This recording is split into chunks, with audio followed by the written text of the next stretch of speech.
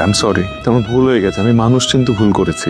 মানুষ চিনতে তো তোমার কোনো ভুল হয়নি, ভুল আমার হয়েছে। আমি যে কেন তোমাকে বিয়ে করতে রাজি হয়েছি। প্লিজ আমাকে ক্ষমা করে দাও। আর মানুষ মহৎ হয় তখন যখন সে মাফ করতে পারে। তুমি তো আমার বউ, তুমি আমাকে তোমার মাফ করে দাও না প্লিজ।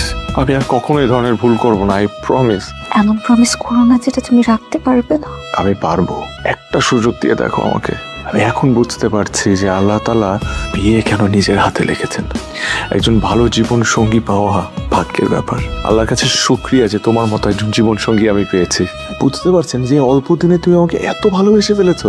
অল্প দিনে? আমি তো তোমাকে সেই স্কুল লাইফ থেকে পছন্দ করি। তুমি জানো, আমার স্বপ্ন ছিল আমার বউর সাথে আমি সমুদ্র দেখবো, অরণ্যে যাব, টঙের দোকানে বসে চা খাবো, ল্যাম্প পোস্টের আলোয় হাতে হাত রেখে রাস্তা ধরে হেঁটে বেড়াবো। এতদিন কোথায় ছিল এই রোমান্টিকতা? লুকানো ছিল, হয়তো তোমার জন্য।